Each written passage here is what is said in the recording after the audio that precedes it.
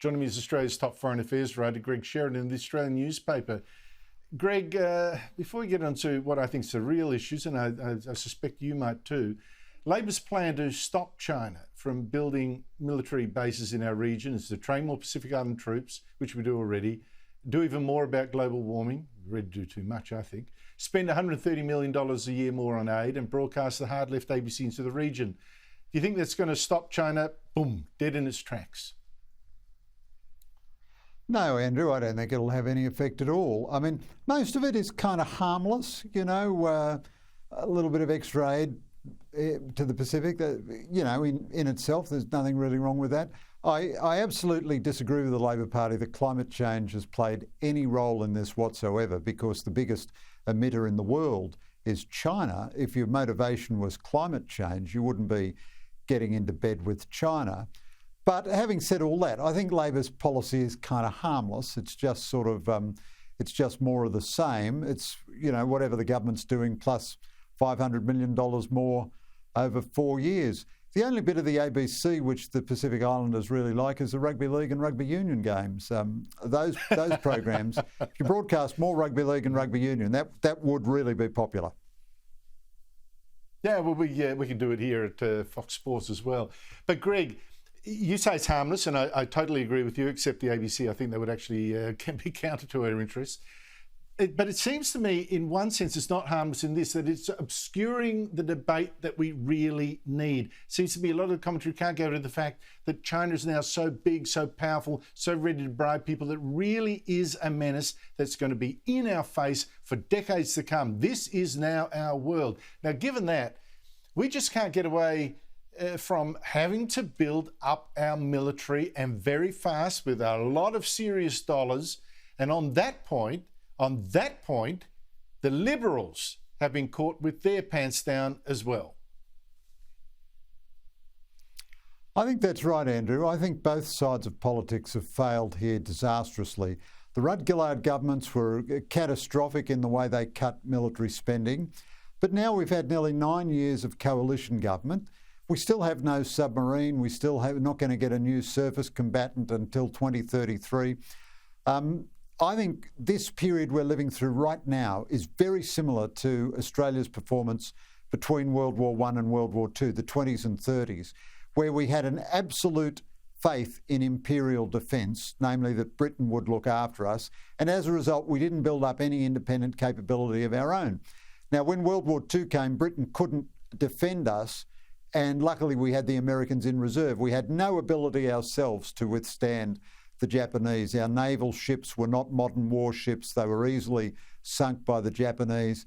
And we're doing the same now. We've put all of our alliance, all of our faith in the American alliance, and no one could be more pro-American than me.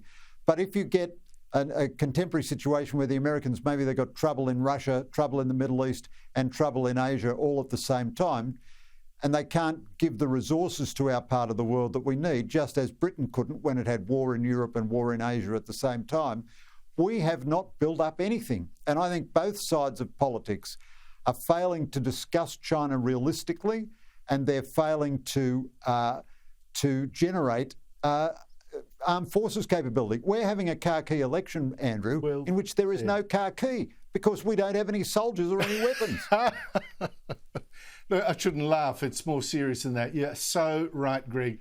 By the way, there's been a string of revelations about Labor's Deputy Leader Richard Marles, who's tipped to be Labor's Defence Minister. 3 years ago, we already knew this, he got the Chinese embassy to first vet a speech that he gave in Beijing where he called for closer defence ties between China and Australia. Now, Sherry Markson, an Australian newspaper, reports that 5 years ago he said that China was, quote, a force for good. And sure, while there'll be criticisms, he said, of China's human rights records here and there, as there will be criticisms of Australia's, he actually likened China's human rights to ours, he said it's important to really recognise what a contribution China has made, and it's huge. Plus, he said, this is Richard Marles, Australia should shut up about China's illegal theft of the South China Sea. Here he is.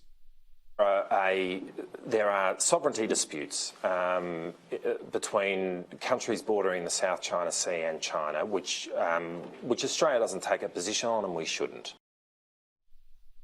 Now, Greg, I'm really torn. I like Richard Marles. I don't think he means to be soft on China. yet again and again has been caught out saying incredible things in its favour. Yeah, I think you're right, Andrew. So I like Richard Marles a lot. I'd even let me confess, it's something you don't normally say in journalism. I'd have a real personal liking for Richard. But look, some of these comments are really stupid and they've been very damaging to Labor. So I forgive the comments from 5 years ago because the government was saying the same sort of thing 5 years ago. We welcome China's rise, blah, blah, blah.